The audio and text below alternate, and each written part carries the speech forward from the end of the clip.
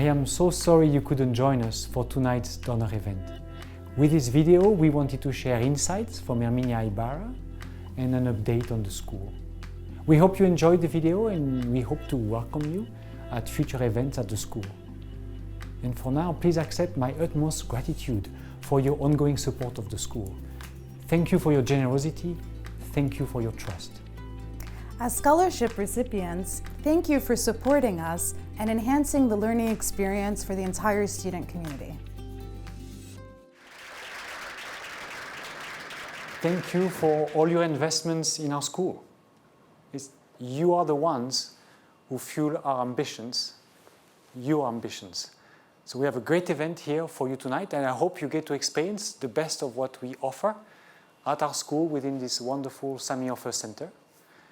And before we get to Professor Ibarra, I want to be sure you know all the great things that are happening here thanks to your support.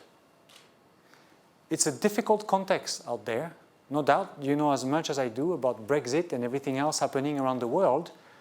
What you should know is that in spite of all of that, at a time when some of our competition was not able to fill their classes, once again we recruited an outstanding class this year with the kind of standards, the kind of diversity that you know and that you value.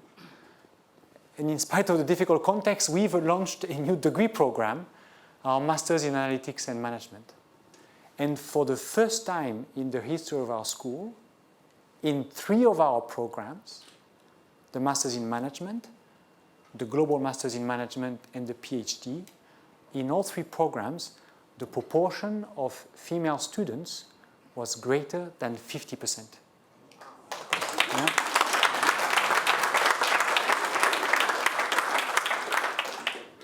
So that is just one of the many examples of what we do with your help and with your generosity. If you just look around in this room, I hope you enjoyed the reception.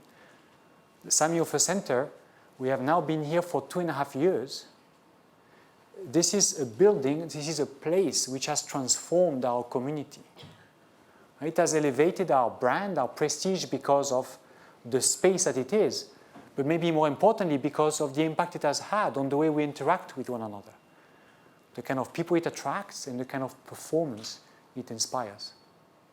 And if you were here during the day or even tonight, if you walked around to the library, for example, and you meet the students, you will experience the diversity and the quality I was talking about among our students. I love it when American deans ask me, how many nationalities do you have in your classes?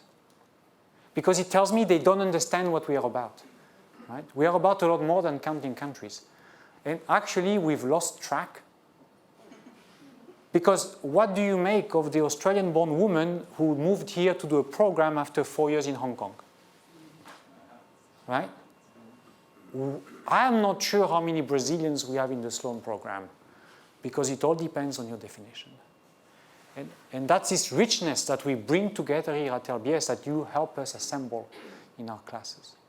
And if you were to walk around a bit more and peek into the classroom or look over the shoulder of our students, you will see that we are leveraging new technologies. We're also leveraging new knowledge about how humans learn to improve their experience.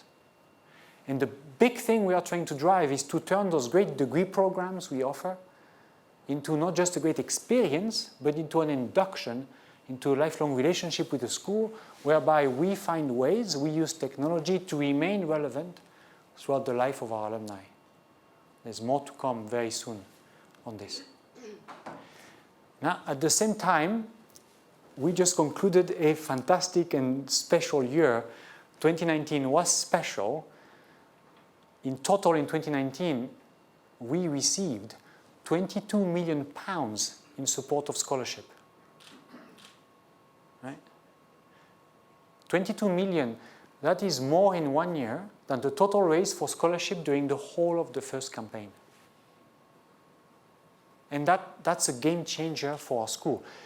£2 million is from Lady Ball. She's sorry she couldn't be here tonight for health reasons, but she gave us £2 million in honor of her late husband, Sir Jim Ball, who was one of the founders of the school, one of the first leaders of the school.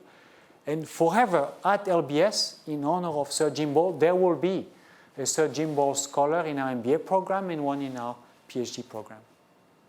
Then Kumar Birla, Executive MBA alumnus, decided to join him in honoring the legacy of his grandfather, B.K. Birla.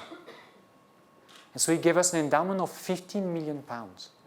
So that forever after, there will be, at London Business School, every year, 10 B.K. Birla MBA scholars selected on merit. And I'm so proud that Kumar associated us in honoring the legacy of his grandfather. And then the last gift is special because it's actually outside the alumni community.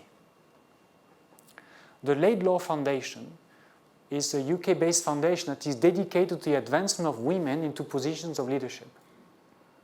And they studied us, scrutinized us, and they figured that we were a real bet to be entrusted with significant amount of money to bring more women into our school and give women access to the world-class education that we provide. And so, as a starting gift to our partnership, they've given us 1.23 million a year for 3 years to bring 20 women into our Masters in Management, our MBA, and our Executive MBA. So you can do the math. I know you all can. Yeah? 1.23 for 20 women. Do you see what a gift that is? And the delight it is that my only regret is not my job, but one of us is going to go and meet these 20 women and explain that we'd like you to do a program and become an alum of London Business School. Don't worry about it, you don't have to pay for it. Yeah. So what we want to do, where we want to go is we committed to bring more such support to fuel our ambition. And by our, I mean our ambitions, right? We have world-class research here, but we want to help our researchers be more impactful in the school, in business, and in society. We have unparalleled diversity, but we want to make progress. That is not just 3 programs at gender parity. We want to make progress in general to our gender parity for our students and for our faculty, for our staff. We want to have greater socio-economic diversity. We want to have greater ethnic diversity. When it comes to the learning environment, Sami Ofer was a fantastic first step. We're now working hard on Taunton Center. Some of you will remember it for different uses depending on when you were here. Taunton is about to become an executive lodging facility, and as alums and friends of the school, you will have access to it. It opens summer 2021. Remember, next time you're in London, if you need a place. And then some of you might remember this building at the Royal College of Obstetricians and Gynecologists. They took the name with them. We gave it a very low-key name to hopefully inspire someone that the name ought to be changed. We are calling it the North Building. What's important about this property? Yeah. Then, is it low-key enough? North Building? Yeah. Although if Mrs. North wants to name the building, we will stick with the name North. That's okay. But what's most important about this building, if you remember where it is, it's a brilliant new gateway into the world, right? It gives us a wonderful entrance into the school, connected to Regent's Park. And there's a lot more to what we are doing with our learning environment. It's not just in the physical space, it's also in a digital space. And that's a big part of finding ways to remain relevant to our alumni, to help them with their ongoing learning needs and connections throughout their career, throughout their lives. And then along this line, we are really keen to advance how we help our community connect to one another, but also leverage the power of our platform and our ecosystem, understanding that, for example, alumni clubs around the world do a fantastic job to help us recruit, but also promote the impact of our school. So those are our priorities going forward, strengthening our research, our diversity, our learning environment, and our community. That's where we are going long term. Where we are going tonight, you're going to get to hear from Professor Herminia Ibarra. I should say that this is fundamental to our success here at the school. It's the quality and the impact of our faculty. They are world-class researchers, publications and citations, member of the British Academy, for example. You have Herminia tonight. If you pay attention to international foreign affairs, monetary policy, you probably hear quite a bit about Hélène Rey, She's a Lord Bagri professor. She keeps winning accolades in academic and policy circles. And for example, she was just named in the G30. If you don't know what it is, it's a leading global think tank on international monetary policy affairs. If some of you might be in businesses that are trying to transform themselves into platforms and ecosystems, Professor Michael Jacobides is a Sir Donald Gordon Professor of Entrepreneurship and Innovation. He's become the guru around the world of that transformation to platform and ecosystem. So tonight you get Herminia. So Herminia, I love the math of her prestige. So stay with me. She is one of the top 100 influencers in terms of gender policy. She's in the Thinkers 50. She's a top 10 most influential management thinker. And she's a #1 thinker in matters of HR.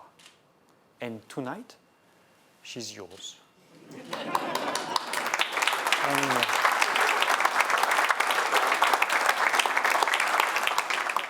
Basically, that's why I went to academia, for introductions like that. So I live for that. Thank you very much. Good evening, everyone.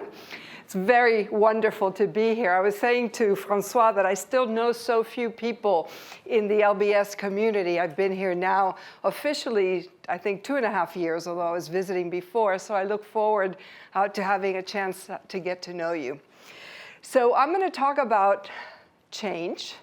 And in particular, leadership around change, to change cultures, to prepare our organizations for the kind of technology change that's happening and that everyone is experiencing. It's what I've been working on the last few years, what I mostly get asked to teach on, have been writing some case studies, and so I'm going to share a few of the ideas that are coming out of that. And for me, it all starts with one of the inevitable facts of life, like taxes and death. There's the what got you here won't get you there dilemma, yeah? It happens to people, it happens to organizations, and the basic idea here is that nothing fails like success. Right? It's what we're really good at that gets us into trouble. So that means all of you who are successful need to pay attention to this because you are the most vulnerable. And nothing fails like success because what happens when you are really good at something and when you do something really well? You do it, and you do it again, and you repeat it, and you overuse it. It's like the American saying, if you give a small boy a hammer, everything becomes a nail. You just, you overplay it, you overuse it, and what happens is, it works usually for some time until the terrain changes, but you keep using it because by that point, it has become cemented into your organizational culture, the way you do things. So it has become cemented into your identity as a person and as a professional, and you do what you are, so it gets hard to stop yourself. It gets hard sometimes even to see that change in terrain that's there. And so that's a trap. I'm going to talk about how to avoid it. So these days, I teach a lot of executives who are in organizations that are trying to do these things. How many of you work in an organization that's trying to be a little more innovative, a little more agile, a little more customers? I just want to see the hands. How many? Okay, very good, very good. I think most of us, right? It'll be a little bit different. Those of you in smaller firms are trying to kind of scale it up. Those of you in bigger firms are trying to kind of undo some of what was done before. But pretty much I can now guess that this is what you're dealing with. Now, the second question I ask my students, I'm not going to get into here, is the how's it going? Right? In fact, I asked them to draw me a curve that basically plots the time against results, and I'm going to tell you right now that I don't get often that nice S-curve with kind of upward positive results. So it can be tough going. And one real counterexample to that that I've recently written a series of case studies about that I'm going to use to kind of inspire some of the insights for tonight is Microsoft. And Microsoft is an interesting story in a lot of different ways. Big company, incumbent, glorious past, and then what you see here is what journalists talked about as the lost decade, which roughly corresponded to the period in which Steve Ballmer was CEO. And although this is share price, let's not forget that under his reign, they made a lot of money. He pretty much tripled revenues, doubled profits. So it was a very profitable company, still is, but very profitable. However, the share price was flat for about 10 years. And not only that, their reputation had fallen. They were being called irrelevant by the press. They couldn't hire the hot engineers anymore. They failed really at most of the new things they tried to do, except the Xbox, the bane of every parent's existence, right? Exactly. Why did they have to fail at other things and succeed at that? And then they've been on an upward trend since about 2014 or so. What happened then in 2014? What happened as it started to go up? Do we know? They got into the cloud. They got into the cloud, and they got into the cloud massively with a new CEO who had run the cloud business beforehand, Satya Nadella. And so I want to talk a little bit about what happened under Satya Nadella and what kind of transformation, because he decided that the focus was about cultural transformation. How do we change the culture of this organization? I'll talk a little bit about what they did and kind of organize it around three main ideas. What's the idea for change? What are we trying to do? And that's separate from strategy, because most people can formulate what's the strategy, and clearly their strategy was a lot about the cloud, although it evolved. It started with the a few years back, they were saying compete in a mobile-first, cloud-first world. They kind of dropped the mobile and now are much more about artificial intelligence. So it's been evolving, as it is for most organizations, as they try to move towards ecosystems and platforms. So let's talk about how do you formulate an idea that has legs when you're trying to create transformative change? What kind of process do you need to lead in order to actually have it pick up momentum? And then what kind of leadership does that imply? And that's the you part. And that's always part and parcel of the whole process. What needs to change in you? Who are you? And as one of my former colleagues here would say, why should anyone be led by you? That's quite relevant. So I'm going to talk about each of those. I'm going to tell you first how Nadella framed it for Microsoft and then kind of peel the layers of it, because I think what he did is very interesting. What he essentially said is, there's a huge opportunity out there. It's the cloud. But our culture is going to keep us from really capitalizing on this. And remember, Amazon Web Services had 7 years head start on everybody for this, right? He says, we're going to miss it. If we keep doing things the way we're doing things, we're going to miss it, because in order to seize it, we need to be a lot better at learning new things that we don't know how to do very well than at flawlessly executing on what we already know how to do, which is to sell Windows boxes or to sell licenses, right? So we're going to have to learn how to do new and different things. And the problem is, once the strategy is about the cloud, it changes everything. It changes margins, changes business model, it changes what you sell, how you sell it, what kind of relationship you have to have with your customers. One of the big changes I learned is that your customers only pay you for what they're using on the cloud. It's a consumption-based model, completely different. So the minute it's a consumption-based model, it really behooves you to understand what they're using and why and how they can use more. And that means a very different relationship with your customer, in which you have to learn much more about what it is that they need and might want to use, and what are the obstacles way beyond any single thing you know how to sell, right? So that's where it started. It started with the idea of the cloud. From there, there's a bit of a mismatch between the cloud and the organizational culture at Microsoft. This was a cartoon that was circulating in that lost decade about what it was like to work at Microsoft, but essentially the competition was internal. And the competition was between the Windows people, which were the inner circle, and everybody else who would dare try to propose stuff that wasn't running on the Windows interface. It was all about being the smartest person in the room. It was all about making sure you had your ducks lined up. It's highly, highly political. And in that kind of environment, what kind of climate is there for innovating, for taking risks, for maybe making a mistake? Nadella actually recalls that, in fact, one of his early jobs is to run Bing, and he was told very clearly by Ballmer, you should go do this, but let me just let you know, you fail, you're fired, right? That was the kind of environment in which it was. And so Nadella thought about this, and he came up with a concept, and this is where there was a little bit of serendipity in this. Satya Nadella has kids with special needs, and in the context of trying to learn how to support them better, he ran across this book called Mindset by a psychologist named Carol Dweck. Any of you heard of that before, Mindset, Carol Dweck?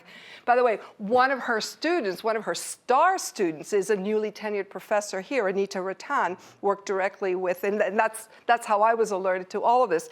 Anyhow, in the course of learning about this, he learns that in the world of psychology, there's this idea of growth versus fixed mindset. And it rings a bell for him immediately. And essentially here, Carol Dweck had done research on children in school, and she was very interested in what makes the difference between the kid who's faced with a real challenge and kind of digs in and goes for it, and the kid who says, I'm just not good at maths, right? It's not my thing, right? The two. In one case, you say, it's just not me. You know, I don't have that innate capability. I'm not going to get it. In the other case, you say, oh, that's interesting. Let me keep at it and see what happens. You know, I just haven't learned this yet.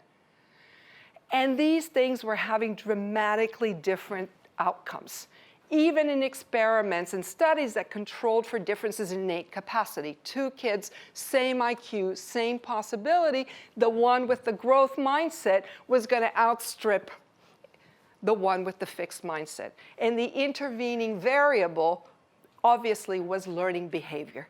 Because if you have a growth mindset and you can't do it, you go after it, you learn, you study, you get the teacher to help you. When you're a learner, people come on board, they help. When you have a fixed mindset, you say, let me take something else. Let me do something that's a little less challenging. Let me stick to my knitting. Let me stick to my strengths. And in fact, it sounds a little bit like strengths-based leadership in many ways, which we've been talking about for years.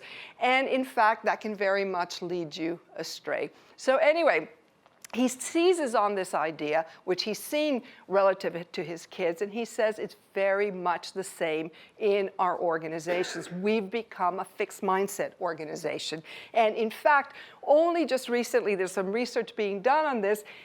Mindsets reflect corporate culture. It correlates very, very strongly. This comes out of a study of 7 Fortune 500 organizations, 500 people. They measured mindset. There's a very simple scale to measure it. And to the extent that the organization was higher on fixed mindset, employees tended to focus on getting credit for themselves. It was kind of a star. They called it a culture of genius. And so you're either a star or a genius or you're not. They competed with each other for star status, took fewer risks, because when you're in a fixed mindset world, you make a mistake, it casts doubt on your ability. When you're in a growth mindset world, you make a mistake, it's an opportunity to learn something you didn't know already. And in fact, there were even ethical repercussions because people would cut corners. If it's a fixed mindset and a mistake reflects on your intellect, what you're going to do is try to hide it as opposed to celebrate it and try to figure out. So anyway, what he hit on is this idea that the shift we have to make is from being know-it-alls to learn-it-alls. And it started with the customers, frankly, because they didn't know their customers. They were selling to their customers a commodity without really knowing them. In this world of cloud, of AI, they had to make a very radical shift, which is not just to work together, but to work together on things that they didn't know how to do to serve their customers' need. And so the shift he was trying to make is essentially a shift in learning behavior. How do we shift from rewarding, and I'm going to come to the culture in a minute, the things we know how to do well, and therefore you get the bonus. You meet your target. There's a lot of predictability. to a world in which we really have to experiment. We're going to make some mistakes, and they made loads of mistakes. I don't know if you remember their racist chat box, Tay, which they launched too early and got trolled on Twitter and started spewing out all kinds. They had plenty of opportunities to learn from mistakes, but this is the shift that he's trying to make. The change idea is this: we must be a learning organization in which our mindset is about our capacity to grow and expand and learn. So that's the start. The idea is always a good start, and only a start, because it has to get now made real and implemented in an organization. How many of you have been part of an organization that has tried to roll out a new culture? Right. How does that work? Right, not very well, not very well. People get together, they come up with some slogans, and you know, since the great success of Microsoft, I can't tell you the number of people who have said, yeah, we really want to kind of put in a growth mindset culture, which is easier said than done. And so what I want to talk about in terms of the process is not kind of classic change management. How do you roll out, you know, get a concept, roll it out, communicate it? Not at all. What I want to talk about is how you deal with this, which is what happens in any change effort.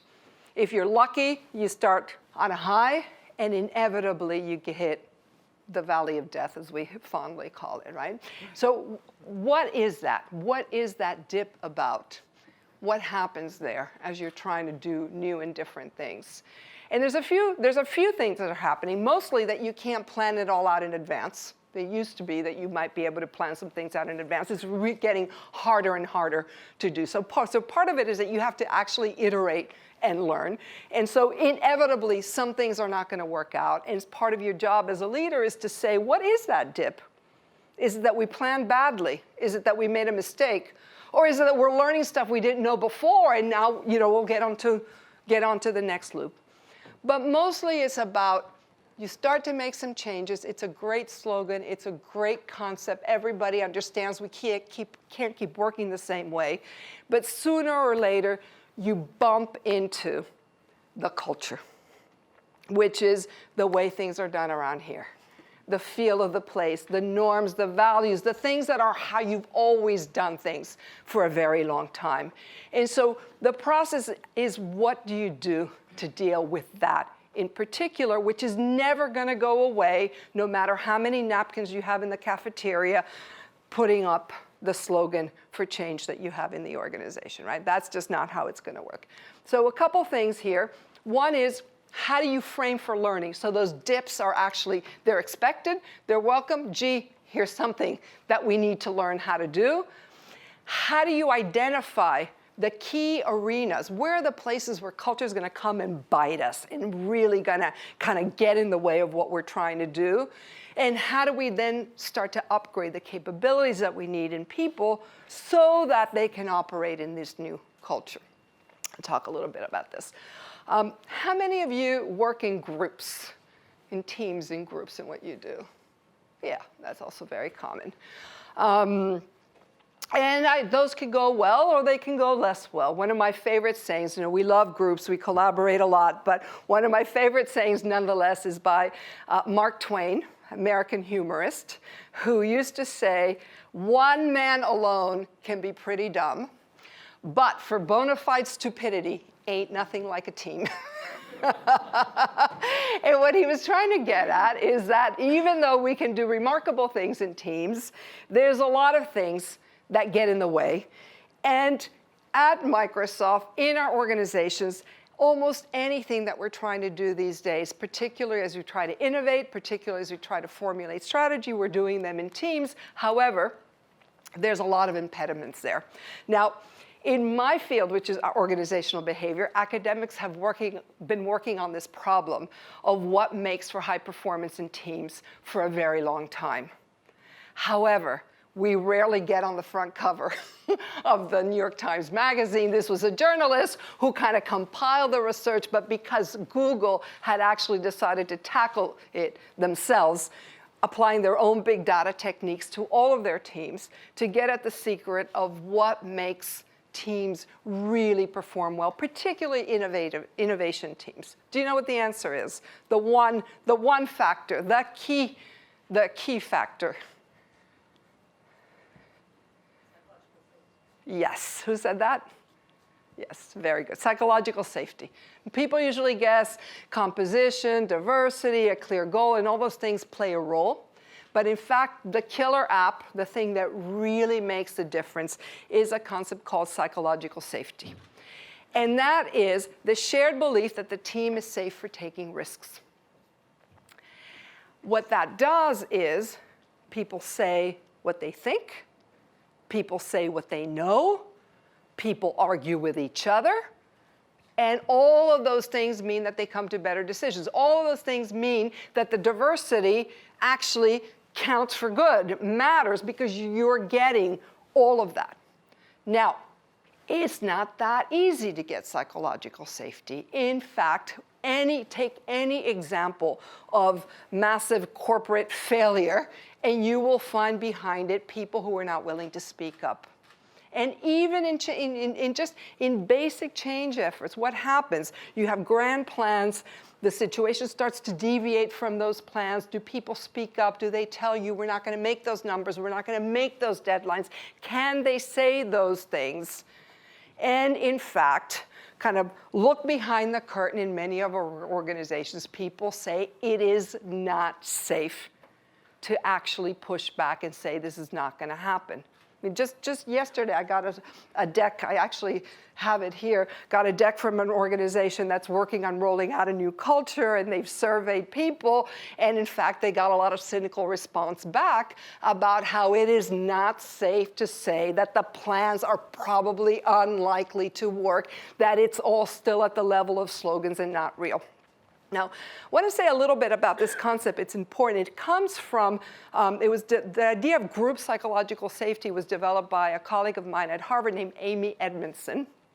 And Amy, when she was doing her PhD research, she was very interested in teams in healthcare, in teams in hospitals, in places where the outcomes were life and death, in fact.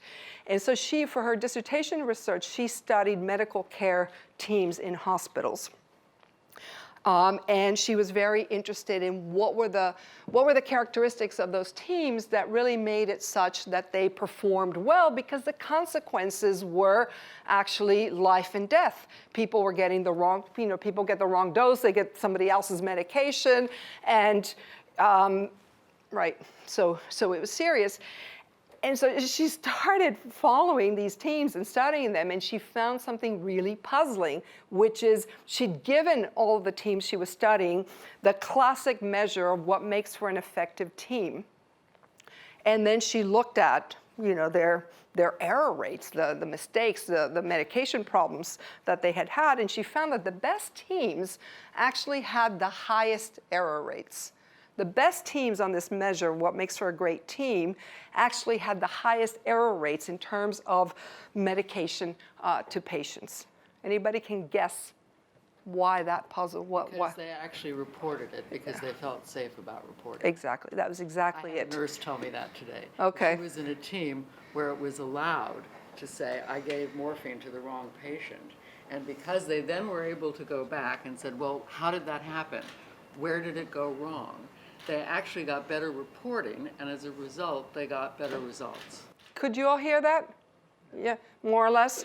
So Peggy was just told by a nurse that, in fact, it's to the extent where it's safe to say that I gave morphine to the wrong patient, you're able to then understand where the mistakes happened. You do the post-mortem. Just it's bad pun. No, in the sense of teams. But then you can correct those mistakes. Exactly. And so that's why she had those puzzling findings. So, and then studies started to get done to look at what is it that creates that psychological safety. What do you do? Because certainly it's not saying it's safe, speak up, go ahead, let me know. What were the indicators? And it turns out is that there are two very robust, they're really correlates, but they let you understand the extent to which there's real psychological safety in your teams. And they are things that leaders do. The first one is airtime distributed equally? That is there one person or two people hogging up most of the airtime doing the discussion? Or actually, on average, across meetings or across the time that you're meeting, does everybody speak more or less in equal proportion? That is the best predictor of group psychological safety. And the second one is something that the psychologist called social sensitivity, which had to do with the ability to read people's body language in order to be able to say, you know what, you're frowning, and we haven't heard from you over the last few minutes, but I'm kind of guessing you probably have an opinion about this. Do you want to say what it is? That kind of intervention, because it's not just about going around. Some people need a little prodding in order to speak up. Some people need a little extra encouragement. Some are introverts, others are extroverts. And essentially what this means is that as a leader, formal or informal in any group, sometimes we're in a group of peers, we really need to master the art of inquiry, of asking questions, of not coming in and saying, here's what I think, this is the plan, but kind of going around, getting impressions, because the minute you as the boss have said what the right answer is, of course, if you're in a bit of a psychologically unsafe environment, everybody falls into line. But this is a very different way of operating than most people have grown up with as leaders. Your drive, you're there to add value, not to ask questions. It's very different. So they started working on this. They started working on this at Microsoft. This is what they wanted to touch, is how do people feel in teams, and do they feel it's a situation in which learning behavior is valued, the team is safe for learning. One of the ways in which they did it is to give everybody training in the art of a coaching style of leadership. One of the interesting things that I have seen, and I wrote an article about this just very recently in the Harvard Business Review, because I started to notice that the more organizations I worked with were doing more and more technologically, we're using more and more advanced tools, we're using more and more artificial intelligence, the more likely it was that they were going to train their leaders in the art of coaching. Because it is a shift from being know-it-alls to being learn-it-alls. It's a shift from what do I know that I'm going to impart to you to what can I learn? You're closer to the customer. You're out there on the ground. What did you see? What worked here? What didn't work there? In a place like Microsoft, they have very smart tools, real-time data, completely automated forecasts. So the role of the manager is no longer to be doing a lot of the managerial administrative work. It is to coach out of people what it is that they know that they can put to use. Now, all of this stuff takes time. You don't acquire it overnight. It can be a bit incremental. There are other things that are kind of important to change, maybe in a bit more of a dramatic way. So, a lot of this is what do you add, what do you do on top? There's also the question of what do you stop doing? What do you have to demolish for this all to work? And I'll just tell you quickly, this amuses me to no end at Microsoft, but they finally came to the realization that the way they did their business reviews was really counter-message to everything they were trying to do.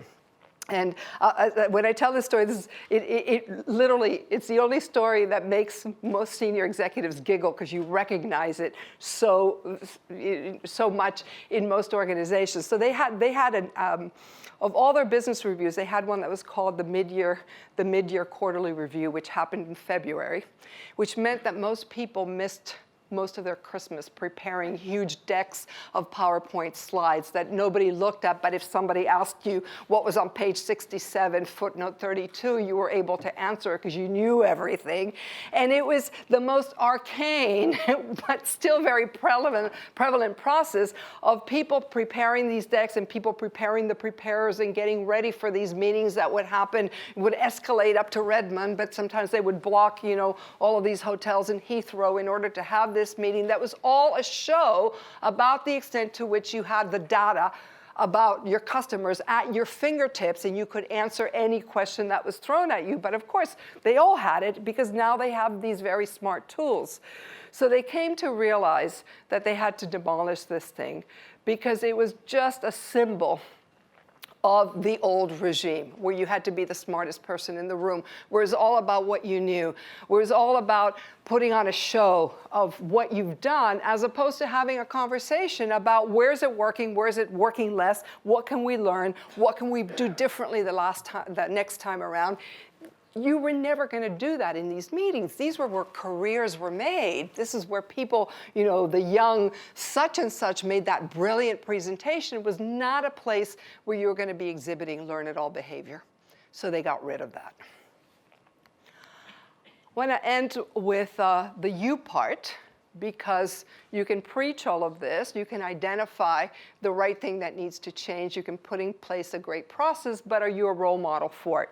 Are you the poster child for what it is that you're trying to do? And I'm going to end with just a little short clip of Satya Nadella talking about what he was trying to do, which I think is really illustrative of a lot of things. Satya, you said one of the things that starts with you, and for you it meant empathy, which I think is such a great concept. Jeff Weiner, who you all are together, I think it's a great romance between the two of you.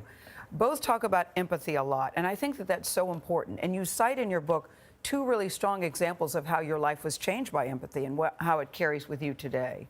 Yeah, I mean, first of all, I think empathy is everything. If you think about even in the business context for us, right, our job is to meet the unmet, unarticulated needs of customers. That's where innovation comes from. There's no way we could innovate without having that deeper sense of empathy. So what happened to you? To me, which I write in the book, is the interview, my interview at Microsoft. The very last question the last interviewer asked me is, what would you do if there was a child who had fallen on the road?